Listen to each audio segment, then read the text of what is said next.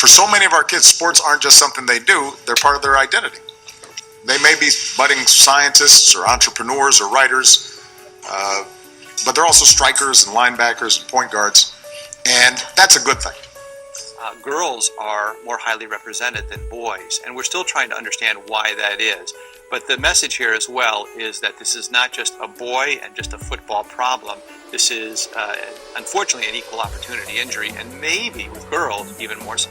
My name is Lauren Frost, and I'm a student athlete. I play basketball and tennis for my school. And as a student athlete, the idea of getting a concussion is very worrisome. We need to make sure that there are laws in place that will keep us safe in the case of a concussion. Concussions occur when an athlete suffers a blow, bump, or jolt to the head, which causes the brain to bounce and stretch in the skull. Every year, 3.8 million student athletes suffer from concussions. It is estimated that for every one concussion suffered by a professional athlete, 50,000 occur among students. When treated correctly, the average concussion takes about 2 weeks to heal, and the student athlete can work their way back onto the field. Concussions left untreated can have fatal effects. According to a study by the Heads Up Concussion Clinic, second impact hits to the head before that brain heals can lead to mental disabilities, paralyzation, and extreme cases, death.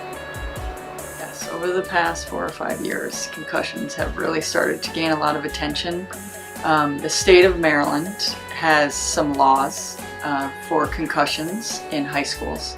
So Montgomery County follows those laws exactly and also even goes above and beyond. When Zachary Lydstedt was just 14, he suffered a traumatic hit to the head while playing football. This catastrophic brain injury left Zachary on life support for 7 days, mute for 7 months, and eating through a feeding tube for 2 long years.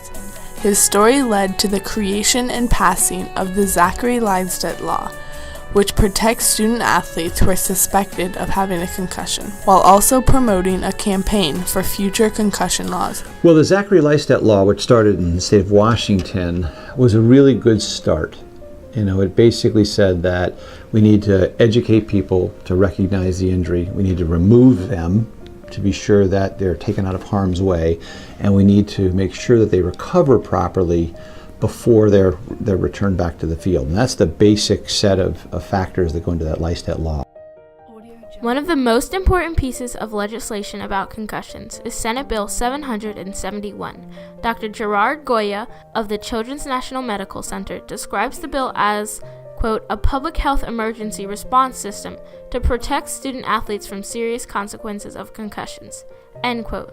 He also calls it the 911 system for brain injuries in sports. Senate Bill 771 permits student athletes to return to playing sports only after being cleared by a qualified and licensed professional.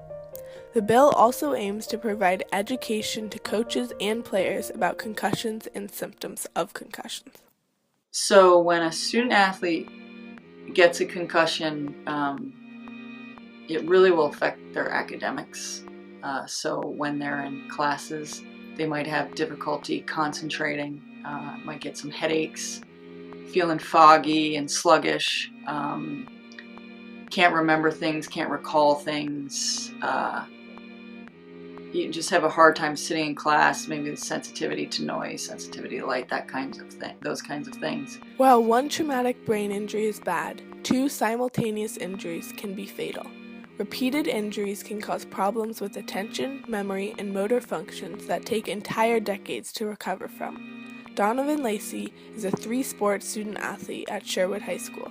He has suffered from 3 concussions in the last year. First concussion, I was coming around and then I got hit in the backside. It was a whiplash that got me. And the second one, I just took a blindside hit to the guy, hit my head. And then in basketball, I go for a layup. And then the guy missed the ball, follows through, it gets me right in the head. I was sensitive to light, I had all the symptoms for concussion. By adhering to the guidelines provided, student athletes have less of a chance of these severe medical problems. So when a student receives a head injury, we have a trainer, and she is at all the home games.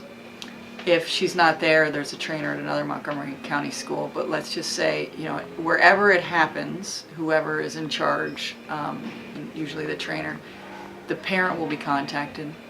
The parent will get what's called a suspicion of head injury form, and it requires that the parent take the student athlete to the doctor. Well, first what I did, I went on brain rest, which was no sports, no nothing. I had to listen to music, podcast, and I did nothing at all. Just stayed at home.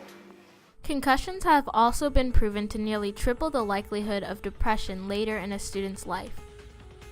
Last November, Ohio State football player Costa Karageorge committed suicide after sending his mother a cryptic text reading, "I'm sorry if I'm a disappointment. These concussions have my head all messed up." Karageorge had suffered from at least 4 reported concussions. Despite the overwhelming body of evidence that suggests that concussions are a serious danger, some athletes and coaches refuse to put their health first. Chris Conte of the Chicago Bears, quote, "I'd rather have the experience of playing in the NFL and die 10 to 15 years earlier than not play in the NFL and have a long life," quote. It's difficult to stop concussions from occurring in sports. Contact sports are extremely physical, and there's no simple way to stop concussions from happening in the first place. That being said, taking preventative measures and effectively treating concussions is vital. As student athletes, youth sports safety laws are important for our protection along with the protection of future athletes. For the love of the game, youth sports safety laws must continue to be implemented.